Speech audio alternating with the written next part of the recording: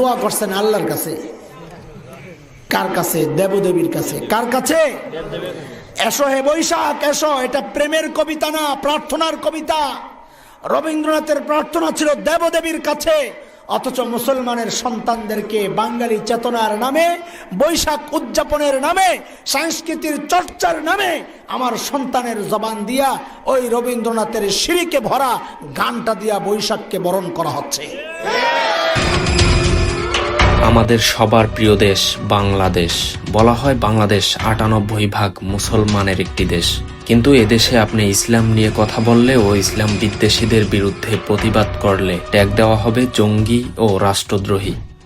আবার ভারতীয় মলমূত্র ও বিভিন্ন সংস্কৃতি ফুটিয়ে তুললে আপনাকে মাথায় তুলে রাখবে এদেশের কিছু মুসলিম পরিচয়ধারী সুশীল।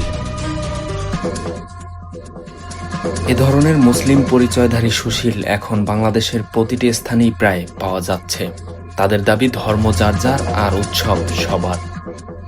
এই উদ্দেশ্য সামনে রেখেই দেশের প্রতিটি স্থানের মতো পটুয়াখালীতেও ভারতীয় মলমূত্র গেলানো হচ্ছে।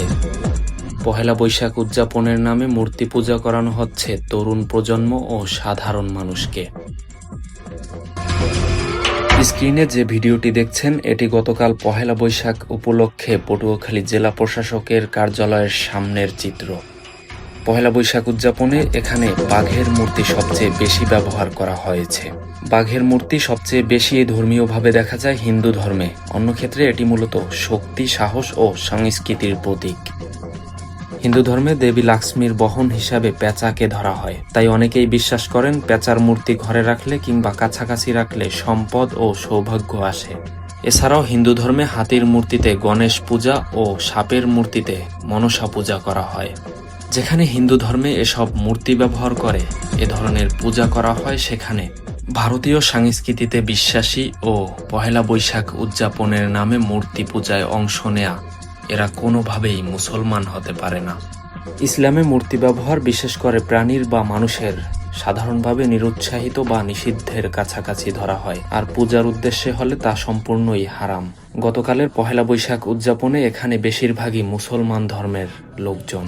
পৃথিবীতে নূহ নবী আলাইহিস সালামের যুগে শিরক শুরু হয়, তাও শুরুতে ছিল ভিন্ন, পরে শয়তান পুরো দমে তাদেরকে দিয়ে পূজা করায়। তেমনি পহেলা বৈশাখও বাংলাদেশে শুরু করে একজন হিন্দু ধর্মের ছাত্র চারুকলায়, যার শুরু ছিল আনন্দ শোভাযাত্রা নামে। সেই আনন্দ শোভাযাত্রার ফাইনাল রূপ এখন পহেলা বৈশাখ উদযাপনের নামে হিন্দুদের বিভিন্ন দেবদেবীদের নামে পূজা করানো। পটুয়াখালীর সর্বস্তরের মানুষের কাছে নিজের বিবেককে প্রশ্ন করার অনুরোধ থাকলো, পহেলা বৈশাখ উদযাপনের নামে এসব মূর্তি পূজা করা কতটা বৈধতা দেয় ইসলাম? অন্যদিকে পহেলা বৈশাখ উদযাপনের নামে মূর্তি পূজা না করে একটি অসহায় পরিবারের জন্য ঘর নির্মাণ শুরু করেছেন যুবদল নেতা সৈয়দ রুমি। এছাড়াও পহেলা বৈশাখে পান্তা ইলিশ না খেয়ে ও মূর্তি পূজায় অংশ না নিয়ে একটি অসহায় নারীকে দোকান উপহার দিয়েছেন পটুয়াখালী জেলা ছাত্র দলের সদস্য সচিব জাকারিয়া আহমেদ।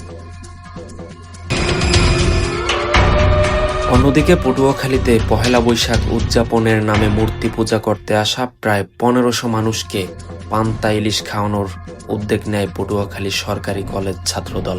দর্শক, নববর্ষ পহেলা বৈশাখকে কেন্দ্র করে পটুয়াখালী সরকারি কলেজ ছাত্রদলের পক্ষ থেকে ১৫০০ মানুষকে পান্তা ভাত ও ইলিশ মাছ খাওয়াচ্ছে। আমরা যদি একটু আপনাদেরকে ক্যামেরার চোখে দেখানো।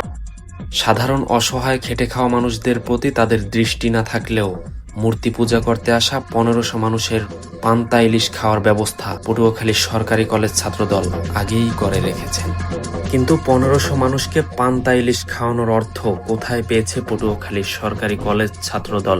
এই প্রশ্ন অনেকেই করবেন, কিন্তু প্রশ্নের উত্তর মিলবে বলে আশা রাখা যায় না। প্রথমেই বলেছিলাম, সুশীলদের প্রথম কথা ধর্ম যার যার, কিন্তু উৎসব সবার। আজকের মতো উৎসব এখানেই শেষ করছি। আল্লাহ হাফেজ।